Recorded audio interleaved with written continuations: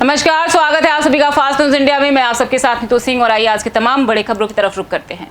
टूटे खंभे से ग्रामीणों की जान को खतरा। जी हां, यूपी के जनपद पीलीभीत के थाना सुनगढ़ी के गांव जंगरोली पुल के ग्रामीण एक टूटे खंभे से परेशान हैं। खंभे पर 440 वोल्ट का केबल लगा है। खंभा कभी भी आसपास रहने वालों की छतों पर गिर सकता है, जिससे किसी को करंट लगने व जान और माल की हानि हो सकती है।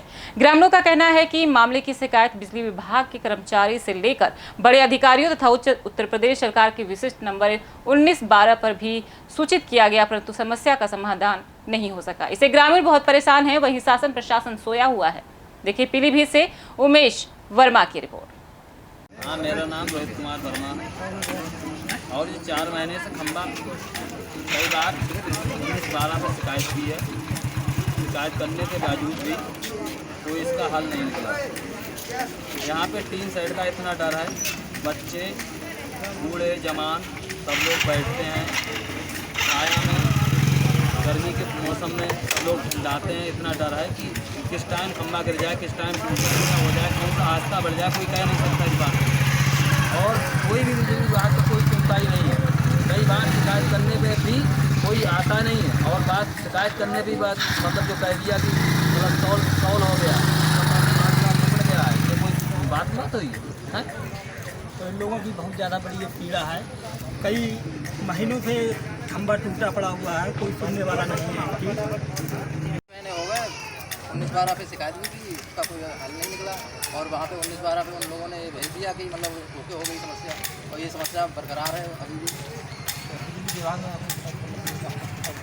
बिजली विभाग लाइनमैन को बुलाया था, उसको दिखाया था, तो ट्रैक्टर वाले से पूछा, उससे वो पैसे उसे दे रहा मांग रहा था, उसने दिए नहीं। उसने कहा कि मतलब खंबा लगवाओ तो हम पैसे इसके दे देंगे।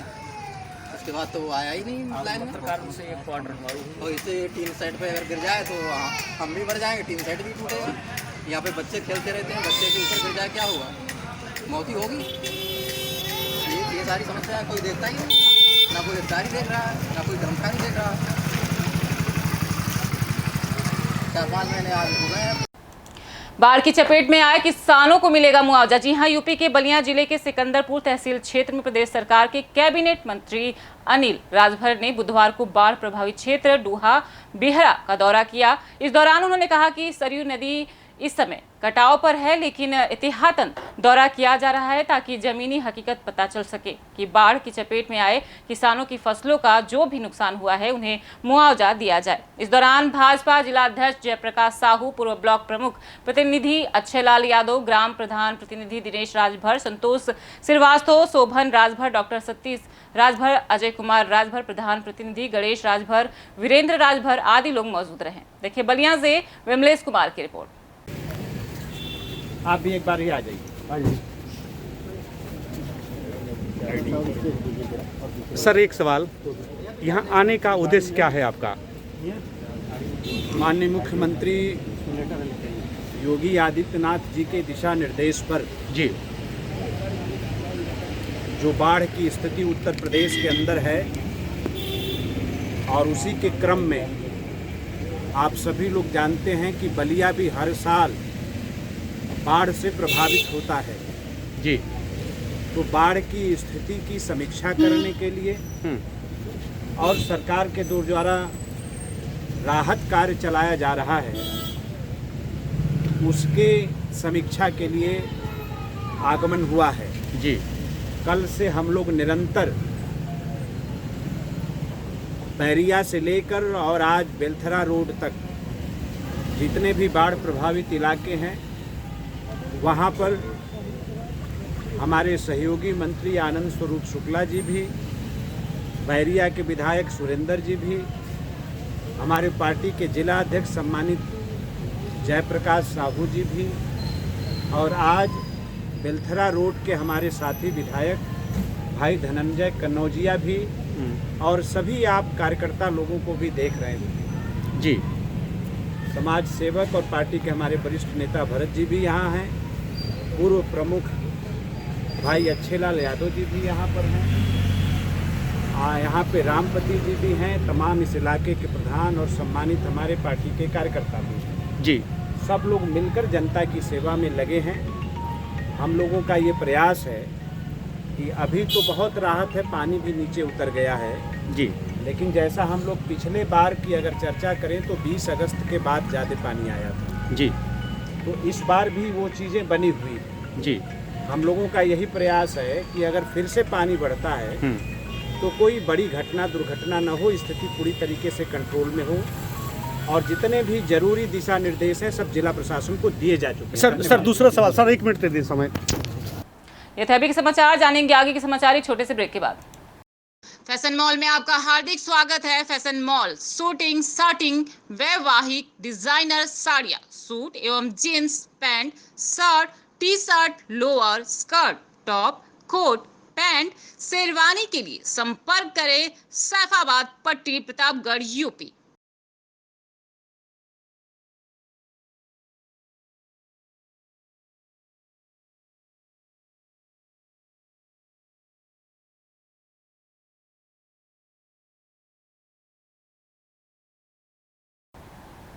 ब्रेक के बाद पुनः आप सभी का एक बार फिर से स्वागत है। नजर डालते हैं आगे की तमाम बड़ी खबरों पर।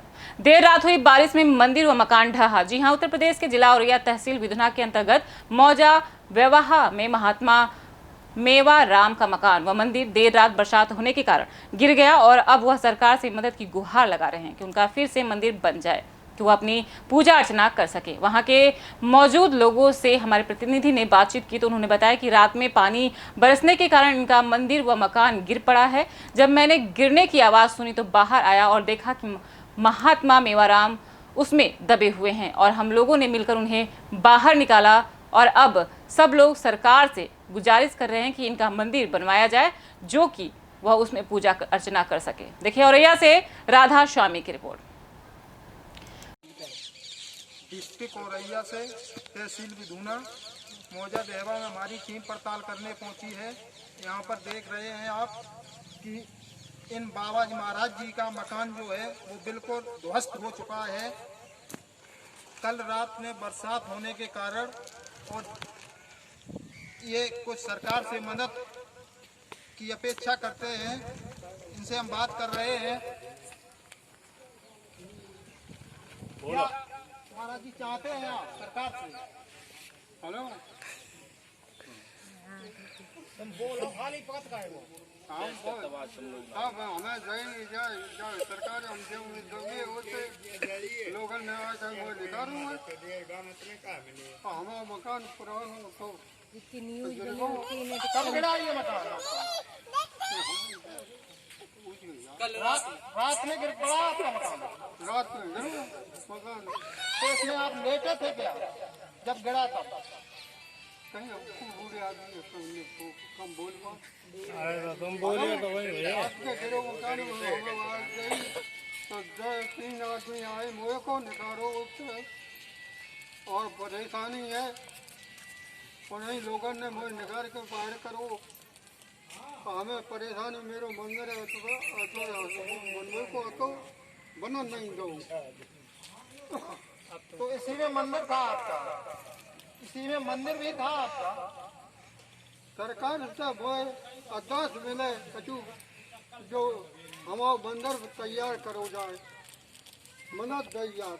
बिल्कुल सरकार से आपको मदद मिलेगी, मदद कोई मिले मेरो मंदिर बन जाए।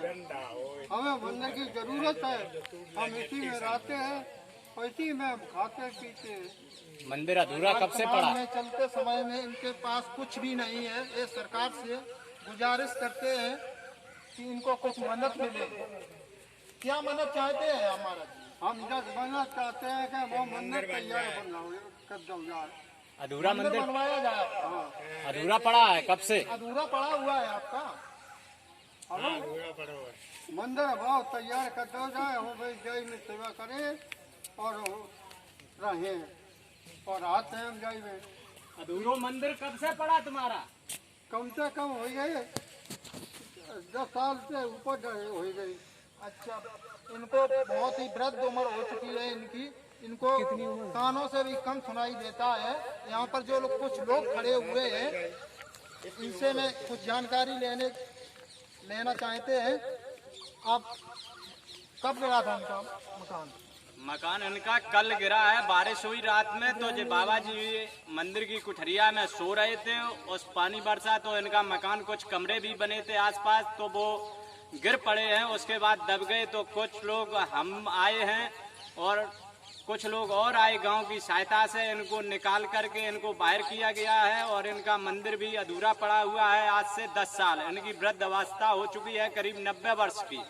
और सरकार से गुजारिश चाहता हूं, क्योंकि इनके पास कोई भी संपत्ति नहीं है, अपने मंदिर में अपना गुजारिश कर रहे हैं, तो इसलिए इनको कुछ मदद देने की कृपा की जाए। सरकार से महान कृपा होगी।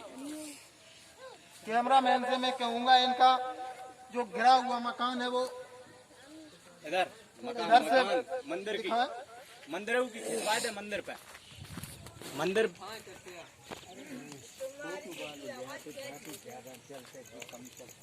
मंदिर भी दिखाई दे रहे। अंदर ये मंदिर बना हुआ है महाराज जी का, जो कि कल रात में पानी बरसने के कारण मंदिर मंदिर भीतर भीतर भीतर जा। यही ये बजरंगी के यहाँ बावड़ी सामने ये फाड़ ले सब ये खरीद ला जे फूटू के मकान मंदिर बिल्कुल जो है इनका वो ध्वस्त हो चुका है। इसी में रहते थे।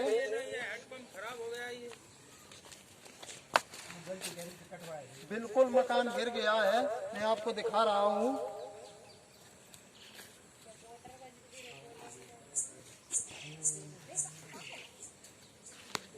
पानी के कारण गिर गया है मकान इनका।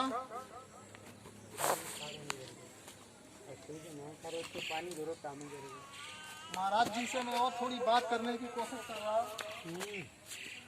और कुछ चाहते हैं महाराज जी आप सरकार से? हम चाहते यही है मंदिर बन जाए, जो कृपा हो, हमें अधूरा पड़ो है, हमें मदद कर जाए। आपको फिर जरूर मदद मिलेगी सरकार से। और इधर और कुछ लोग बैठे हुए हैं, इनसे भी हम बात करने। आप कहाँ से? महाराज जी का मकान गिरा, पड़ोस में ही आपका मकान है? हाँ जी, हमारा पड़ोस में ही मकान है। जब ये मंदिर का धमाका हुआ तो हम लोग दौड़ के आए, तब बाबा जी को निकाला। अच्छा, तो महाराज जी कहीं चोट चपेट तो नहीं आई? नहीं, चोट चपेट नहीं आई, लेकिन पूरी आई है, बच गए। चलो बढ़िया है। डिस्ट्रिक्ट औरैया से तहसील विधुन राधा स्वामी, संवाददाता फास्ट टीवी। ग्राम प्रधान की मनमानी, शिकायतकर्ता की जुबानी। जी हां, यूपी के बस्ती जिले के हरैया थाना के अंतर्गत ग्राम नारायणपुर मिश्र के ग्राम प्रधान राजकुमार वर्मा की मनमानी से स्थानीय लोगों में आक्रोश देखने को मिला। लोगों का कहना है कि ग्राम प्रधान राजकुमार सरकारी योजनाओं की धनराशि को लोगों तक नहीं पहुंचा रहे हैं। शिकायतकर्ता ने जानकारी दी है कि प्रधान राजकुमार मनरेगा, एसबीएम घोटाला, प्रधानमंत्री आवास, लोक निर्माण आदि ऐसे कई योजना है जिसमें प्रधान राजकुमार शामिल है। शिकायतकर्ता धर्मेंद्र वर्मा ने जांच के लिए प्रशासन से मांग की। चौंकाने वाली बात तो यह है कि जैसे ही इस बात का खबर ग्राम प्रधान राजकुमार को चला तो ग्राम प्रधान शिकायतकर्ता को डराने व धमकाने लगे। शिकायतकर्ता ने बताया कि जो ग्राम प्रधान के खिलाफ आवाज उठाता है, प्रधान उसे कई तरह की धमकियां देते हैं। देखिए बस्ती से शिव पूजन की रिपोर्ट।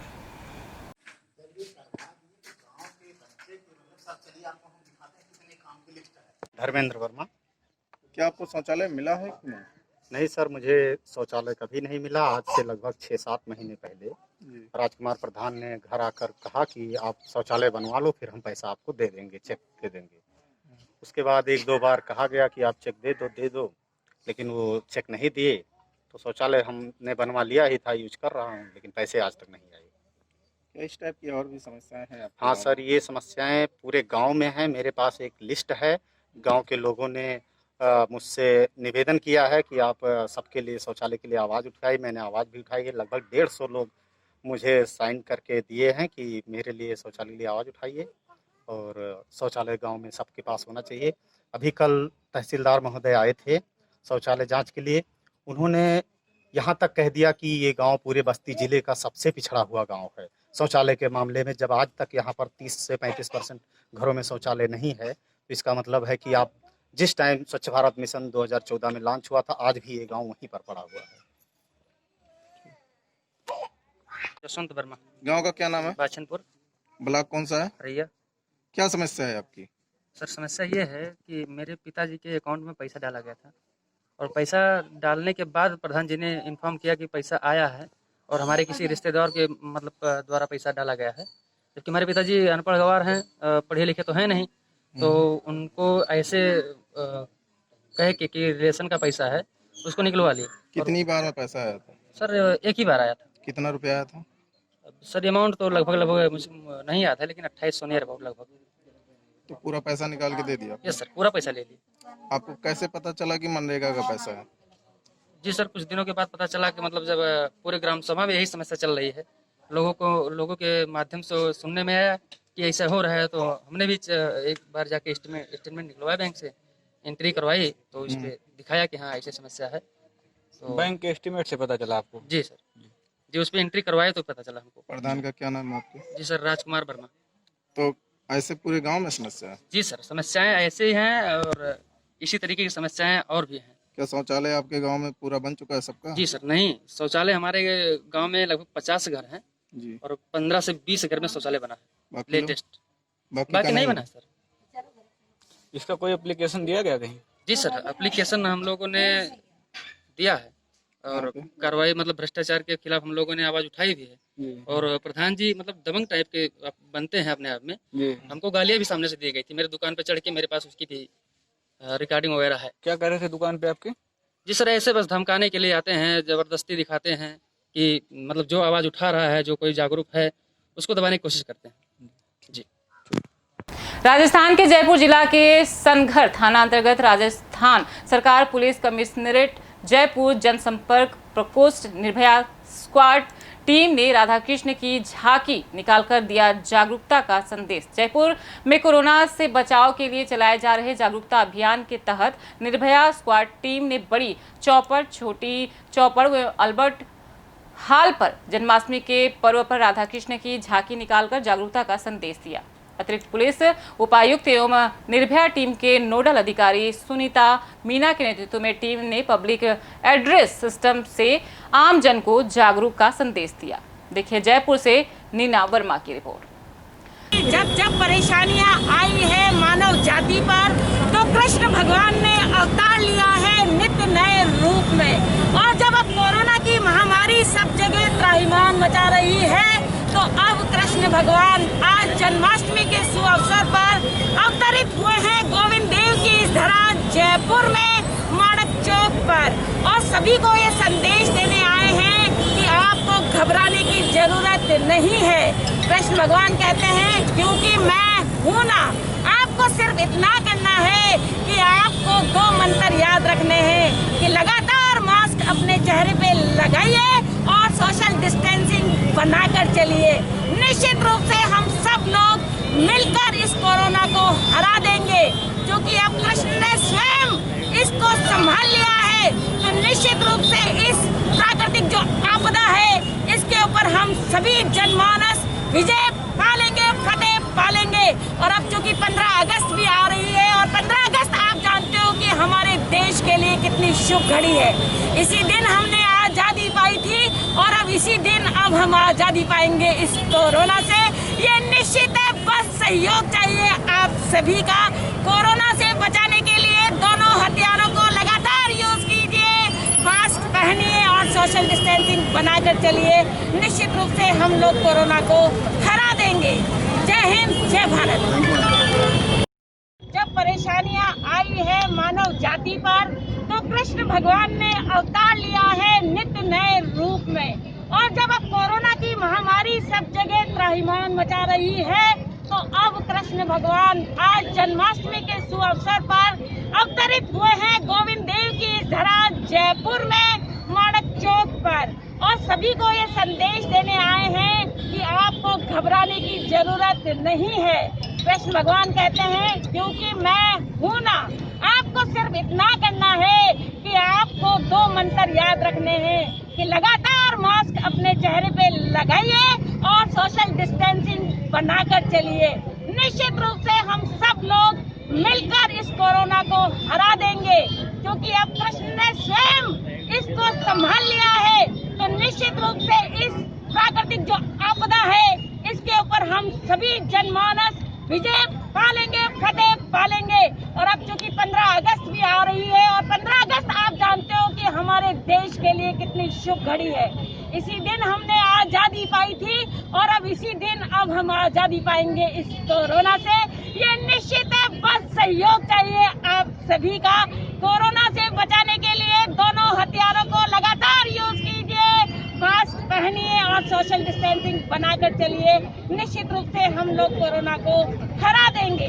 जय हिंद, जय भारत। खबरों का सिलसिला लगातार बना रहेगा, लेकिन उससे पहले यूट्यूब, फेसबुक, ट्विटर, इंस्टाग्राम पर लाइक, कमेंट जरूर करें। आगे खबरों के साथ बने रहें, तब तक के लिए दीजिए इजाजत।